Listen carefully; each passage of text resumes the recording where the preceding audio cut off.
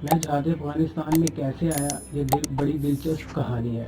میں ایک کسان کا بیٹا تھا، اس لیے جسمانی طور پر ٹھیک ٹھاک تھا۔ مجھے کمیشن ملا اور میں نے پی ایم اے میں ٹریننگ کے دوران اچھی کارکردگی کا مظاہرہ کیا تو انہوں نے مجھے انفینٹری میں پوسٹ کر دیا۔ معزز سامعین، یہاں یہ بات بھی قابل ذکر ہے کہ انفینٹری میں فرنٹیئر کورس 15 NFF، جس کا پرانا نام سیکنڈ پٹھان رجمنٹ تھا، اس میں قبائلی لڑکے آتے تھے۔ انگریز نے یہ فورس بنائی اور ہمارے پاس زیادہ تر محسود، وزیر اور افریدی آتے تھے۔ ان کے ساتھ میں نے جب کام کیا تو مجھے پختون کلچر سمجھنے کا موقع ملا۔ یہ لوگ کیسے ہیں، کیا ہیں اور جرگہ سسٹم کیا ہے۔ یہ لوگ دین کی طرف زیادہ مائل ہوتے ہیں۔ ان کی ثقافت پنجابیوں سے مختلف ہے اور ان کی سوچ اور زبان بھی مختلف۔ یہ لوگ بات کے پکے اور ضدی ہیں۔ میں ان کے ساتھ 4 سال رہا۔ کرنل امام نے بتایا کہ یہ لوگ فوج میں گروپ کی صورت میں ہوتے اور یہ اپنا ایک لیڈر چن لیتے تھے، خواہ وہ سارے سپاہیوں کا گروپ کیوں نہ ہوتا۔ ان کو اگر کوئی حکم دیا جاتا تو یہ پہلے اپنے لیڈر سے پوچھتے کیا یہ درست ہے، اور اس کی اجازت لیتے اور پھر حکم پر عمل کرتے۔ یہ ان کی بڑی خاصیت تھی۔ کبھی ہم ان کو بات کہنا چاہتے تو ہم کوشش کرتے کہ ان کے یونٹ میں جو سینئر آدمی ہے، خواہ وہ صوبے دار ہی کیوں نہ ہو، اس کو بات بتاتے، پھر وہ سب کو اکٹھا کر کے بتاتا۔ اس کے بعد اس بات پر بڑی سختی سے اور تیزی سے عمل ہوتا۔ ان میں زیادہ تر لوگ ان پڑھ تھے، پہاڑوں کے رہنے والے اور سویلائزیشن کے بارے میں نہیں جانتے تھے۔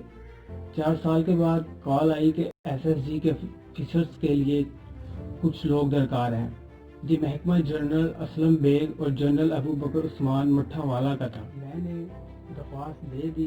اس میں ایسا نہیں تھا کہ بندہ بہت ذہین اور پڑھا لکھا ہے تو اسی کو ہی منتخب کیا جائے گا۔ اس کی سلیکشن کے لیے ٹیسٹ لیتے تھے، جو ان کے معیار پر پورا اترتا اس کا ہی انتخاب ہوتا تھا۔ وہ ذہانت و نفسیات کا بھی ٹیسٹ لیتے، یعنی جس طرح ایک کمانڈر اور گوریلاز کو سوچنا چاہیے۔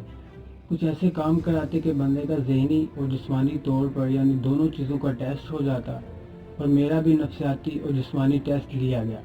مجھے ایک سرنگ سے گزرنے کو کہا گیا۔ وہ سرنگ کہیں سے تنگ اور کہیں سے کھلی تھی۔ تنگ اتنی تھی کہ آپ وہاں سے بڑی مشکل سے گزرتے تھے۔ انہوں نے سرنگ کے درمیان میں اوپر ایک طرف تربیت یافتہ بندر بٹھایا ہوا تھا۔ اس کے پاس سے جو بھی گزرتا وہ اس کی گردن پر ہاتھ پھیرتا۔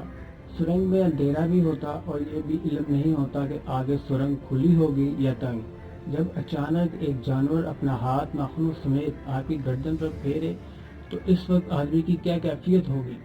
اس ٹیسٹ میں کئی لوگ گھبرا جاتے ہیں۔ جس میں سرنگ سے گزر رہا تھا تو میں اس مخصوص جگہ پر پہنچا تو بندر نے میری گردن پر بھی ہاتھ پھیرا۔ میں نے بندر کا ہاتھ پکڑ کر کھینچا، اس نے چیخ ماری۔ اتنے میں ایک فوجی جوان جو وہاں کھڑا تھا، اس نے بتایا صاحب یہ تربیت یافتہ ہے، اس کو ٹیسٹ کے لیے رکھا گیا ہے۔ وہ بندر بھی اپنی ڈیوٹی کر رہا تھا۔ اس ٹیسٹ کے لیے اٹک قلعہ میں ایک مخصوص جگہ ہے۔ میں اس ٹیسٹ میں پاس ہو گیا۔ پھر میرا یادداشت کا بھی ٹیسٹ ہوا۔ اس میں یہ ہوتا ہے کہ ایک صفحہ پر تحریر لکھی ہوتی ہے، کہا جاتا ہے کہ اس کو پڑھ کر اپنے خیالات لکھیں۔ وہ تحریر چند سیکنڈز کے لیے دکھائی جاتی ہے اور پھر اندھیرا ہو جاتا۔ بس اتنی روشنی ہوتی کہ آپ اس روشنی میں لکھ سکیں۔ اس ٹیسٹ میں صرف وہی لوگ پاس ہوتے ہیں جن میں پختہ خود اعتمادی ہوتی ہے۔ میرے ساتھ ٹیسٹ کے لیے 50 لڑکے آئے، ان میں سے صرف 12 رہ گئے تھے۔ میرے بیچ میں جنرل محمود بھی آئے، جو ISI کے ڈائریکٹر جنرل بھی رہے، اور بریگیڈیئر یعقوب علی ڈوگر، اور جو گورنر کی ملٹری سیکرٹری اور چیئرمین واسا بھی رہے ہیں۔ میں نے SSG میں ایڈوانس کمانڈو کورس کیا اور اول آیا۔ اس میں ٹاپ کرنے والے کو ایک مشکل کام سونپا جاتا ہے۔ اسے اگلے کور کو ٹریننگ دینی ہوتی ہے، جو کہ خود کورس کرنے سے زیادہ مشکل ہے۔ دوسرے کو ٹریننگ دیتے وقت آپ کو پہلے وہ کام خود کر کے دکھانا ہوتا ہے۔ اس کو ایڈوانس کمانڈو کورس کہتے ہیں۔ اس کے بعد انہوں نے مجھے جمپ اسکول میں بطور کیپٹن لگا دیا۔ اس میں پیراشوٹ کے ذریعے جمپ سکھاتے ہیں۔ آرمی کے انسٹیٹیوشن میں اتنے چھوٹے رینک کا آفیسر نہیں لگایا جاتا، مگر مجھے یہ ذمہ داری سونپی گئی۔ اس میں ہوائی جہاز سے پیراشوٹر چھلانگ لگاتے ہیں۔ یہ ٹریننگ بہت ہی مشکل ہوتی ہے۔ اس میں تو بڑا چوکس رہنا پڑتا ہے کسی قسم کا حادثہ نہ ہو جائے۔ اس میں ایک نارمل جمپ ہوتا ہے جس میں آپ جب جہاز سے چھلانگ لگاتے ہیں تو پیراشوٹ خود بخود کھلنا شروع ہو جاتا ہے۔ اس میں پیراشوٹ جہاز کے اندر رسی کے ساتھ باندھ دیا جاتا ہے، جس کو اینکل لائن کیبل کہتے ہیں۔ وہ جس دھاگے سے باندھا ہوتا ہے اس کے ٹوٹنے کی قوت 80 پاؤنڈ ہوتی ہے، اس لیے اس دھاگے کا نام 80 پاؤنڈ ہے۔ اگر بندے کا وزن دھاگے کی قوت یعنی 80 پاؤنڈ سے زیادہ ہوگا تو وہ ٹوٹے گا، ورنہ وہ شخص ہوا میں ہی لٹک جائے گا۔ اس لیے ہمیں ہلکے پھلکے آفیسرز کی کافی فکر ہوتی تھی، ان کے لیے ہم ایک کی بجائے 2 ناٹ ڈالتے تھے۔ بھاری آفیسر کے لیے مشکل نہیں ہوتا، وہ جیسے ہی جہاز کے باہر نکلے گا دھاگا ٹوٹ جائے گا۔ موضوع سامنے دوسرے جمپ کو فری فال کہتے ہیں۔ اس میں جہاز سے جب پیراشوٹر نکلتا ہے تو وہ ہوا میں اپنی پوزیشن لیتے ہوئے نیچے کی طرف آتا ہے۔ اس کا پیراشوٹ اس کی کمر پر بندھا ہوتا ہے، جب وہ زمین کے قریب پہنچتا ہے تب وہ اپنا پیراشوٹ کھولتا ہے، اس کے بعد وہ لینڈ کرتا ہے۔ فری فال جب میں بندہ 120 میل فی گھنٹہ کی رفتار سے نیچے آ رہا ہوتا ہے، اس کو ایسے محسوس ہوتا ہے جیسے وہ ہوا کے کشن پر لیٹا ہوا ہے۔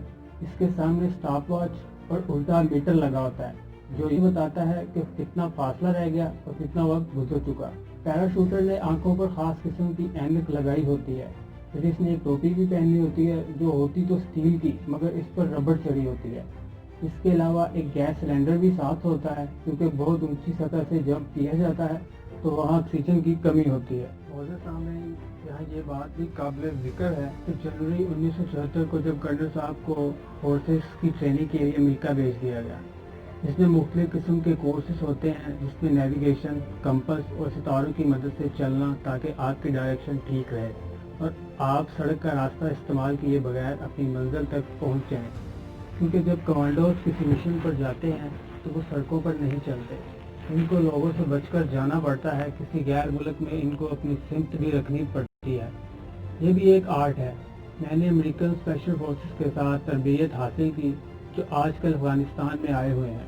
میں نے سب سے زیادہ کام تخریب کاری اور سبوتاژ میں کیا۔ اس کے بعد میں نے 82 سیکنڈ ایئر بورن ڈویژن میں پیرا ٹریننگ حاصل کی جس کو ایڈوانس پیرا ٹریننگ یا ماسٹر پیراشوٹسٹ کہا جاتا ہے۔ 82 second airborne division American army کا مشہور ڈویژن ہے جو تقریباً ایک کور کے برابر ہے۔ اس ٹریننگ کے بعد آدمی جمپ ماسٹر بن جاتا ہے اور لوگوں کو جمپ کرانے کی ٹریننگ دینے کے قابل بھی ہو جاتا ہے۔ موضوع سامعین، اس میں امریکی فوجیوں کے ساتھ میرا کافی تجربہ تھا۔ ان کا کہنا تھا کہ 1974 کے آخر میں پاکستان آیا تو افغانستان میں ہلچل مچی ہوئی تھی اور 1973 میں سردار داؤد نے افغانستان کے بادشاہ ظاہر شاہ کا تختہ الٹ دیا اور بادشاہت کو ختم کر کے وہاں پر صدارتی حکومت قائم کر دی۔ حالانکہ سردار داؤد افغانستان کے بادشاہ ظاہر شاہ کے بہنوئی تھے۔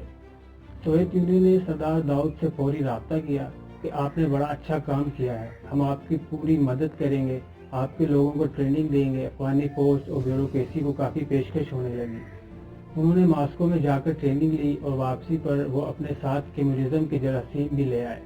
کئی لوگ سوویت یونین کے لیے کام کرنے پر آمادہ ہو گئے کہ